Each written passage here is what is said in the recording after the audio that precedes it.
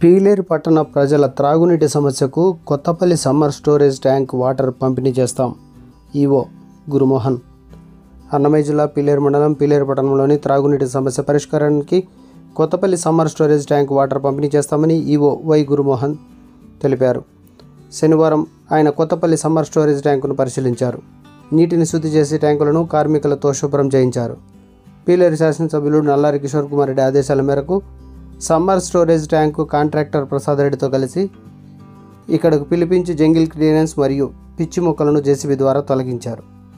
Summer storage tank వద్ద నీటి శుద్ధి కొరకు మైక్రో ఇసుకను నెల్లూరు నుంచి బుక్ చేసి తెప్పిస్తున్నట్లు తెలిపారు. ప్రస్తుతం కొత్తపల్లి చెరువులోని నీటిని సమ్మర్ స్టోరేజ్ ట్యాంక్ ద్వారా మైక్రో ఫిల్టర్స్, సిలికాన్ ఇసుకను ఉపయోగించి శుద్ధి చేసి ప్రజలకు శాశ్వతంగా త్రాగునీటిని అందిస్తామని ఈవో వై గురుమోహన్ తెలిపారు. నమస్తే అండి. ఇప్పుడు ఏంటంటే పీలేరు గ్రామ పంచాయతీ పరిధిలో మరియు పీలేరు టౌన్ ముఖ్యంగా ఈ యొక్క సమ్మర్ స్టోరేజ్ ట్యాంక్ ఏదైతే ఇక్కడ ఉందో కొత్తపల్లి సబ్ హౌస్ దగ్గర మెయిన్ ప్రాజెక్ట్ ఇది. ఇక్కడ నుంచి ప్రజలకు పూర్తి స్థాయిలో వాటర్ సప్లై అవ్వాలన్నా నిలిచిపోవాలన్నా ఏ కారణాలతోటైనా ఇక్కడ నుంచి అయితే ఇది గత 6 నెలల నుంచి కూడా పూర్తిగా డెడ్ స్టోరేజ్కి వస్తూ ఉంది. అయితే నిధులు లేని కారణంగా మేము కూడా కొంత మల్లగుల్లాలు పడుతూ నిధులు పెంచిన తర్వాత ప్రజలకు పూర్తి స్థాయిలో గౌరవ శాసనసభ్యులు శ్రీ నల్లారి కిషోర్ కుమార్ రెడ్డి సార్ ఆధ్వర్యంలో ఆయన గట్టిగా ఈ యొక్క ఫండ్స్ను మొబిలైజ్ చేసుకుంటూ ఇటు గ్రామ పంచాయతీ జీతభత్యాలు కానీ మొత్తం వాటినంతటి ఎర్లీ మార్నింగ్ నుంచి పూర్తి స్థాయిలో పర్యవేక్షించుకుంటూ నిధులు కూడా సిబ్బంది ద్వారా సహకారంతో పూర్తి స్థాయిలో కొంతవరకు మెరుగుపడింది గ్రామ పంచాయతీ. అట్ ద సేమ్ టైం మనం ఏం చేసినప్పటికీ ప్రజలకు పూర్తి స్థాయిలో త్రాగునీరు అందించినప్పుడే మన యొక్క సర్వీసెస్ కూడా పూర్తిగా సహకారం అవుతుందనే ఒకే ఒక కాన్సెప్ట్ తోటి కొంత నిధులు 15th ఫైనాన్స్ ద్వారా ఈ యొక్క మైక్రో శాండ్ ఇక్కడ అవసరం ఉంది కాబట్టి పూర్తి స్థాయిలో మనం నెల్లూరు నుంచి ఈ శాండ్ ఎక్కడెక్కడ దొరకదు. సో అక్కడి నుంచి దాదాపు ఒక 20 టిప్పర్ల ద్వారా మనం ఇక్కడికి తరలించాల్సిన అవసరం ఉంది. వీటికి దాదాపు లేబర్ ఛార్జెస్ చాలా వరకు వస్తుంది, ప్లస్ ట్రాన్స్పోర్ట్ ఇష్యూస్ వస్తాయి. రకరకాలుగా ఈ యొక్క ఇష్యూస్ తోటి మేము కొద్దిగా కుదేలు అవ్వటం జరిగింది.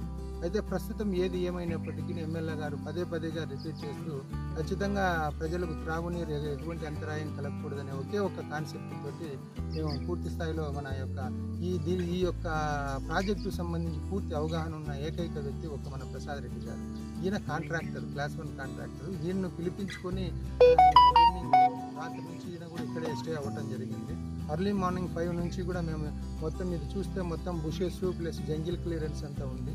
ఇదంతా ఫస్ట్ మనం టిప్పర్స్ ఇక్కడ లోపలికి రావాలన్నా కూడా ఈ యొక్క జంగిల్ క్లియరెన్సెస్, బుషెస్ క్లియర్ చేస్తే తప్ప టిప్పర్స్ లోనికి వచ్చేదానికి అవకాశం లేదు. అందులో భాగంగానే ఈరోజు మనము ఫస్ట్ జేసీబీని రస్తా ఏర్పాటు చేసేసి టిప్పర్లు వచ్చేదానికి ఆస్కారం కల్పిస్తూ మరి ముఖ్యంగా ఈ యొక్క జంగిల్ క్లియరెన్స్ అంతా క్లియర్ చేసిన అనంతరమే మేము శాండ్ అనేది మైక్రో శాండ్ అనేది బుక్ చేసిన వెంటనే అంతే వితిన్ 5 డేస్లో ఈ యొక్క ఏవేవైతే రిక్వైర్మెంట్ అక్కడ చూస్తే మీరు అది సంభవం దగ్గర కొన్ని మైక్రో ఫిల్టర్స్ వాటిని కూడా రిమూవ్ చేయడం జరిగింది. సర్వీస్ ఇచ్చేయాలి. చాలా వరకు కొంత మేజర్ ఇష్యూస్ దానికి 78 lakhs ఖర్చు పెట్టాల్సిన అవసరం ఉంది. ఇక్కడ చూస్తే ఈ యొక్క పోల్స్కు సంబంధించి నిరుపయోగంగా ఉంది. దీన్ని కూడా ఏఈ గారితో మాట్లాడేసేసి వీటిని కూడా ఈ వైర్స్ను కూడా ఏదైనా ఉంటే పూర్తి స్థాయిలో అక్కడ మనకు మోటార్ ఉంది, వాటిని కూడా పర్యవేక్షించే దిశలో కూడా చూస్తూ ఉన్నాము. సో ఈ యొక్క ప్రక్రియ పూర్తిగా మనం ఒక 6 to 7 డేస్లో కంప్లీట్ చేసేదానికి మేము పూర్తిగా సిద్ధమై ఉన్నాము.